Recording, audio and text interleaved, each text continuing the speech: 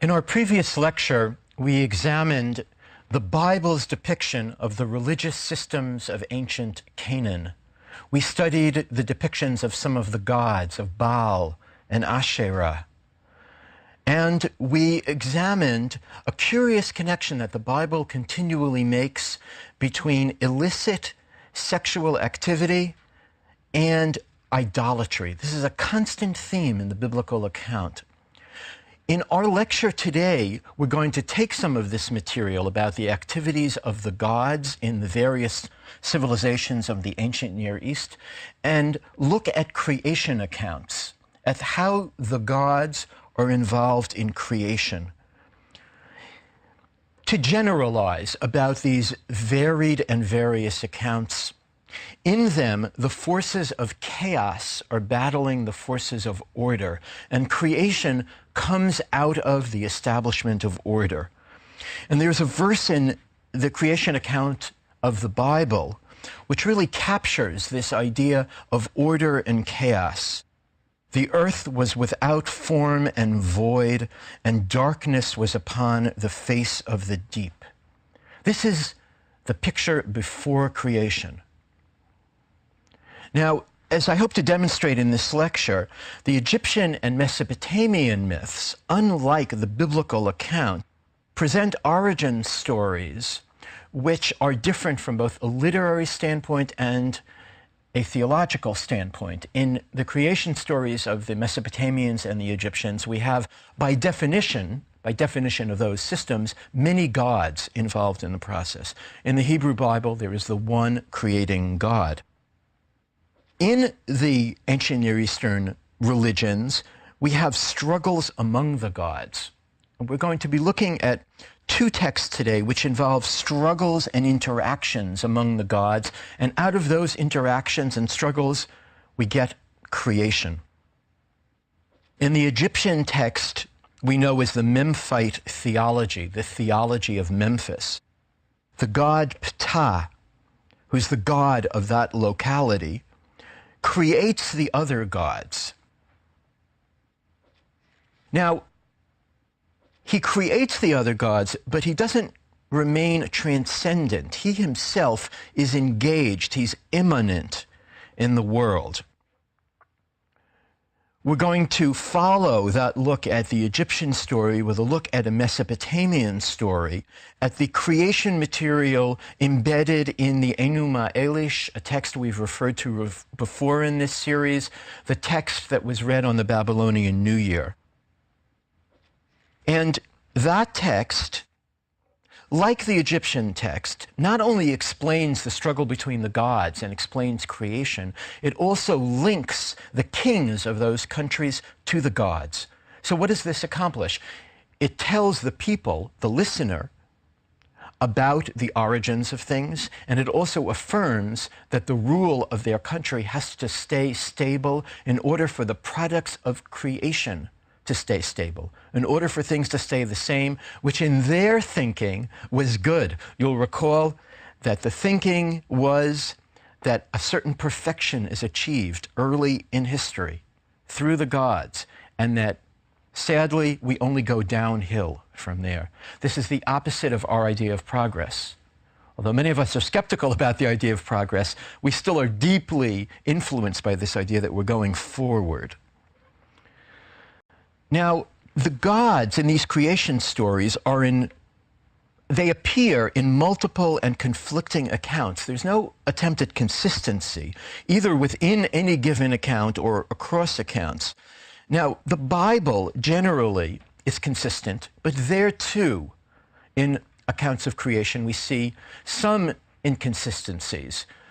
One very famous one, which I will allude to again in this lecture, is the two ways that the creation of humankind is depicted in Genesis, the one in which man and woman are created at the same time, the other in which woman is created out of man's rib. Now, stories of creation in Egypt share something with the Bible. Yes, they are polytheistic and the Bible is monotheistic, but what they share is the idea of creation through speech. Of course, that's the essence in Genesis. God spoke, and the animal, thing, sea, whatever force or object of nature, it came into being through the Word. In Egypt, this is done through the personage of the god Ptah, P-T-A-H.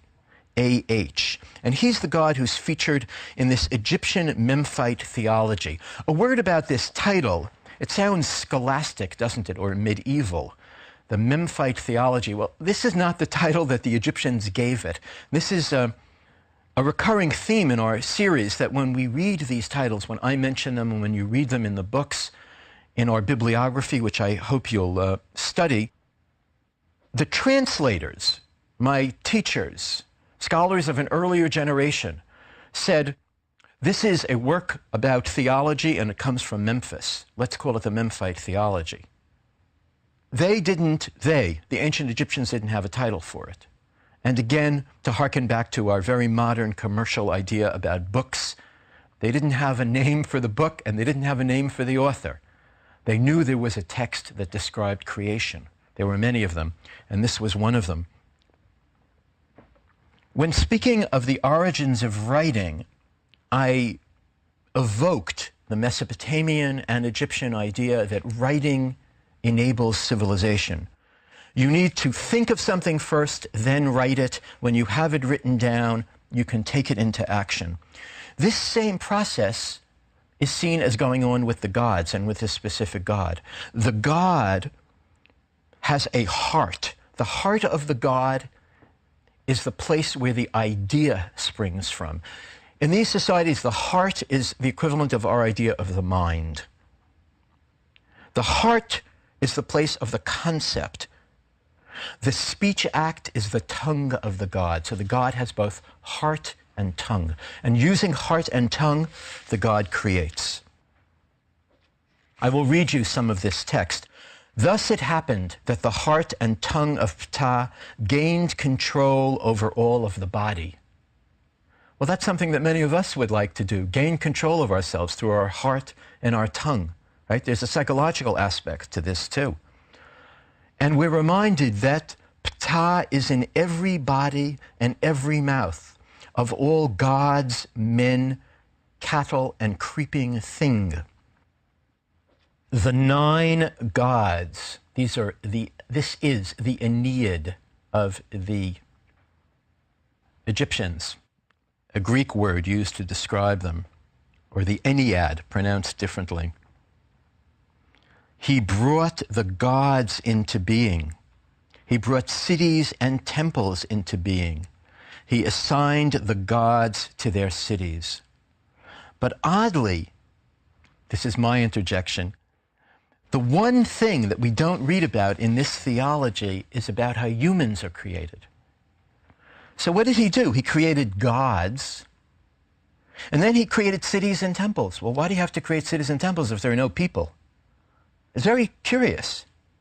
Now, in other Egyptian texts, in texts about the god Ra, we have some reference to creation, but it comes in an oblique fashion. It's in a story about destruction. There's a threat to destroy humanity, and Ra saves humanity. And from that, we can infer what their ideas of creation were. But they didn't have a story like the story in Genesis, where humans are created directly through a conscious act of the god. So we have this odd skipping that I'd like you to pay attention to. He creates the 9 gods, he creates the cities and the temples. Now, let us move from this Egyptian idea, the heart and tongue of the god, creating the gods and the places where humans dwell, to a story that's more precise, a story from Mesopotamia, from among the Babylonians, that's in the story that is embedded in the text of the Enuma Elish. Embedded is an important word here. One of the points I'm making in this lecture is that we don't have a text which opens with a creation account, which is what the Bible does.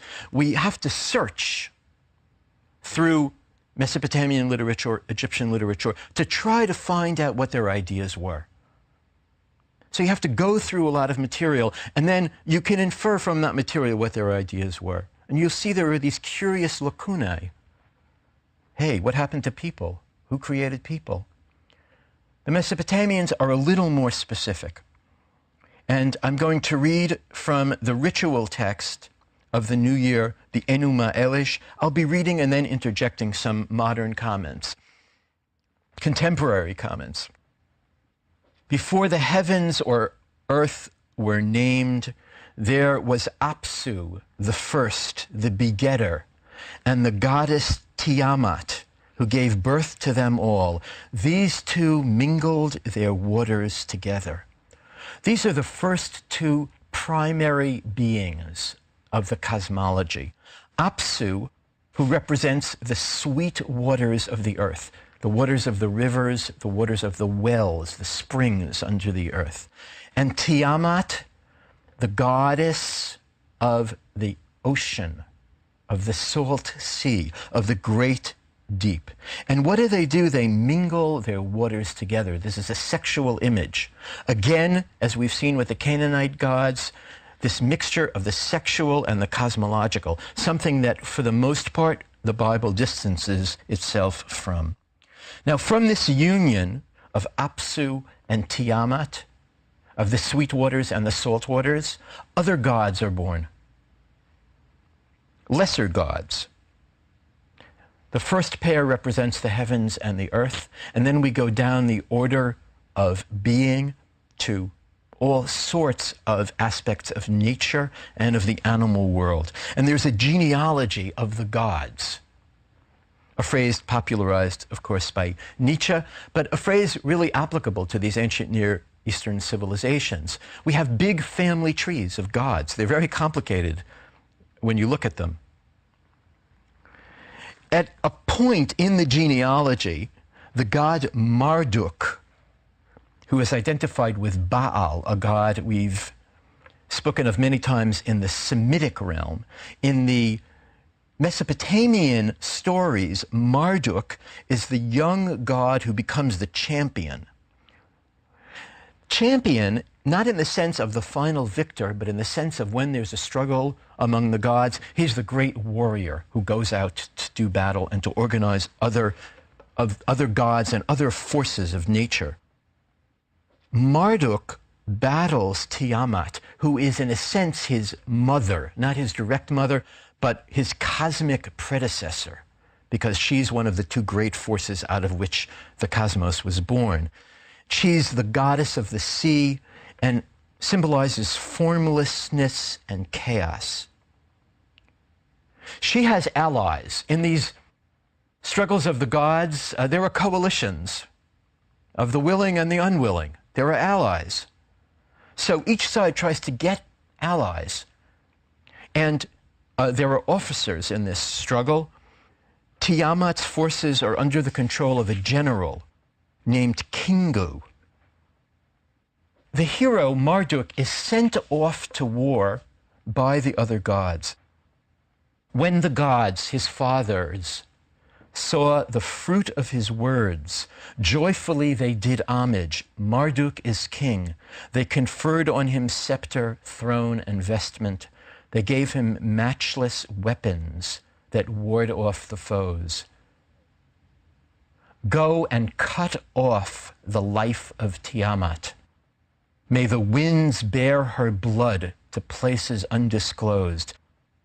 Baal's destiny thus fixed, that is, the destiny of Marduk, also called Baal, the gods, his fathers, caused him to go the way of success and attainment. Well, this is a very human portrayal. So let's take it away from the level of the gods to the level of royalty. There's a young champion of the nobility. He's being sent out to do battle. Or you could take it to the level of the family. It's a young fellow. Go out and do good work. Do something good, right? Protect our cause. Do battle for us against the forces of evil. In order to do this, the young god has to arm himself. He constructed a bow, marked it as his weapon, attached thereto the arrow, fixed its bow cord. He raised the mace, made his right hand grasp it. Bow and quiver he hung at his side. In front of him he set the lightning. With a blazing flame he filled his body. This would make a great animated movie. That's the way I've imagined it, right? This character that arms itself and all of these great weapons that are going to help him. And he has the forces of nature, the lightning, the thunder, the storm. And what does he do with all this? He then made a net to enfold Tiamat therein. He's going to try to conquer the great chaotic sea and in the realm of ideas, the realm of the void. The four winds he stationed, that nothing of her might escape. The south wind, the north wind, the east wind, the west wind. Close to his side he held the net, the gift of his father Anu. Anu, the great heaven god, the god I've spoken of as removed from the affairs of humanity. The text goes on to enumerate other forces, different winds. It counts all the winds of the world, winds that the ancient reader would be familiar with. They all come to help Marduk in his struggle against Tiamat. What do? They stir up the inside of Tiamat. Then the Lord raised up the flood storm, his mighty flood storm. He mounted the storm chariot, irresistible and terrifying. Well, the portrayal is that the forces that are with this young god, once he's been blessed by the fathers, that is the greater gods, he has to win. He's destined to win. And the thing about this text, it's a ritual text. The people hearing it know every time what's going to happen in the end. It's not a suspense of who's going to win this fight. And they know, because it's a text celebrating kingship, that the forces of order will conquer the forces of chaos. But the drama has to be stated and enacted. And now we get the last description of the battle which kills the forces of chaos. He harnessed and yoked it, that is his storm chariot, to a team of four. And who are these four? The killer, the relentless, the trampler, the swift. Sharp were their teeth, bearing poison. They were versed in ravage, in destruction skilled. On his right he posted the smiter, fearsome in battle. On the left, the combat, which repels all the zealous. For a cloak, he was wrapped in an armor of terror. With his fearsome halo, his head was turbaned. The Lord went forth and followed his course. Toward the raging Tiamat he set his face. And he subdues her. Having thus subdued her, he extinguished her life. He cast down her carcass to stand upon it. After he had slain Tiamat the leader, her band was shattered, her troop broken up. Well, a great story of the contending between the forces of order and the forces of chaos, but I hope you're asking yourself, what does this have to do with the creation of humans? I'm giving an account of creation stories. This doesn't seem to be a creation story. And here I want to illustrate my point of the embedded creation idea. We're in a story about conflict, and all of a sudden there's this very strange detail. You'll remember that these forces of chaos had a leader, a general named Kingu. Kingu is executed by our hero, Marduk. And what does Marduk do then? All of a sudden in the text, he orders Ea, also known as Enki, his Sumerian name, to use Kingu's blood to make humans. He's supposed to mix the blood of the blood of the god, with clay to make human beings. So this is an idea of how humans are formed. There's some of the divine, although it's the divine that's the foe. Notice what divine being is chosen as the source of the blood for humans. the general of the forces of chaos. And the text has very specific instructions on making humans. Blood I will mass and cause bones to be. I will establish a savage. Man shall be his name. Savage man I will create. He will be charged with the service of the gods, that they might be at ease. So we're told how humans are created, and we're told why they're created. To serve the gods, because the gods need to take it easy. They have to be propitiated in order so that they don't take out their rage against humanity. And this is an extra reason, I think, that this text was read at the Babylonian New Year.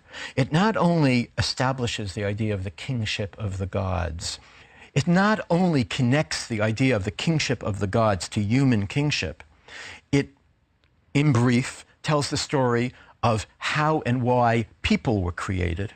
And it reminds people, when they're reading this story, that the whole reason that they're here on earth is to do service to the gods. And doing service to the gods is a specific set of instructions. It's not general. It's not what we might call a spiritual idea, although one could say there might be spiritual ideas lurking behind it. But the way that it's articulated is that it's service. Service in the sense of the cult. Cult in the sense of the ritual. What you're supposed to do. You're supposed to bring sacrifices. You're supposed to dress the statues of the god and bring them food. You're supposed to respect the images of the god. Now, these two myths, the Egyptian Memphite theology and the Babylonian Enuma Elish, provide insights into the foundational ideas of the societies that produce them. And that speaks to the approach to myth that says that from myth we can learn something about a culture's understanding of itself.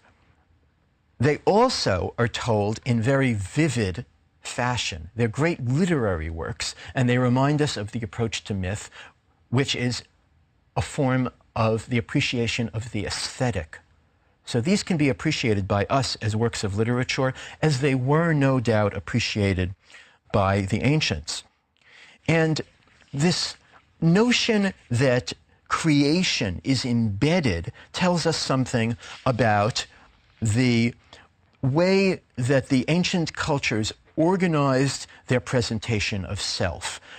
That presentation does not start with an account of how humanity comes into being.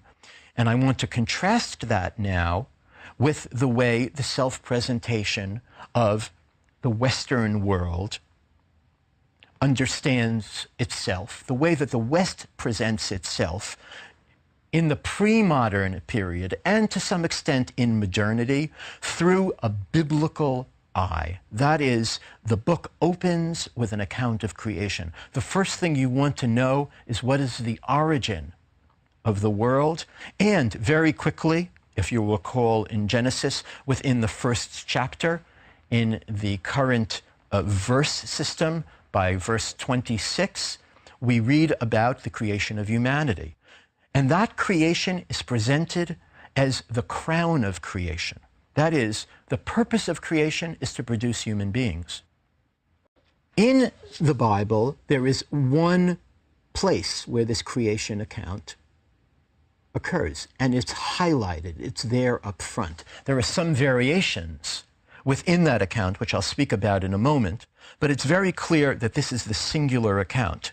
In Egypt, in Mesopotamia, and in cultures which we haven't dealt with in this specific lecture in terms of creation stories, among the Hittites, among the Canaanites, in those cultures, there are multiple and sometimes conflicting accounts. There is no attempt at consistency and no claim at consistency.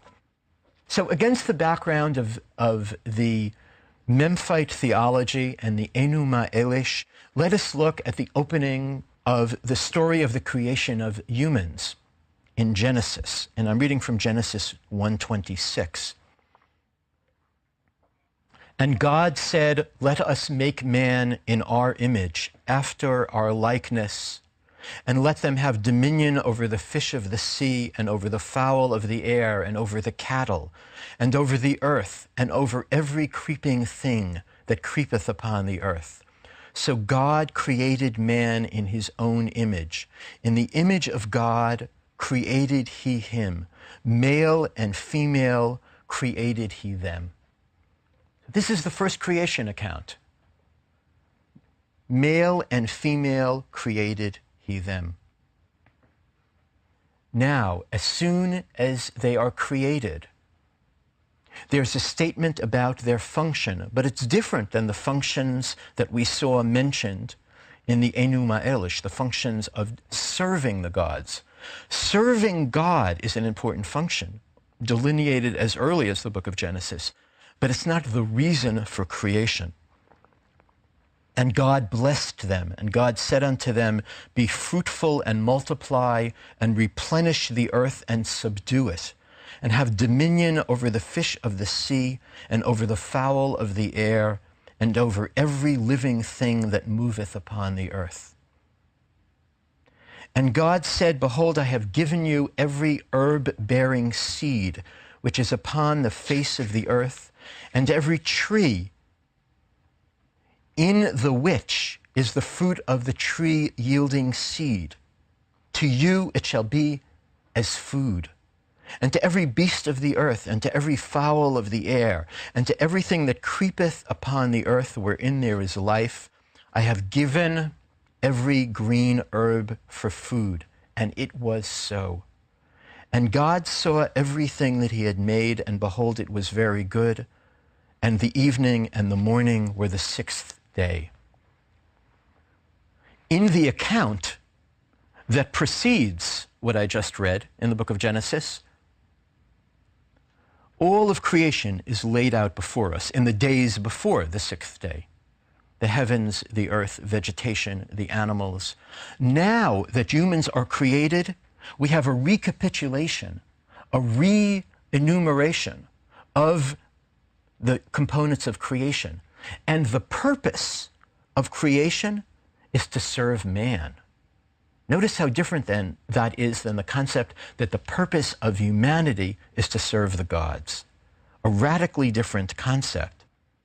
And what comes immediately after this and the evening and the morning were the sixth day, this close of the creation of humans? Thus the heavens and the earth were finished, and all the host of them. This is creation.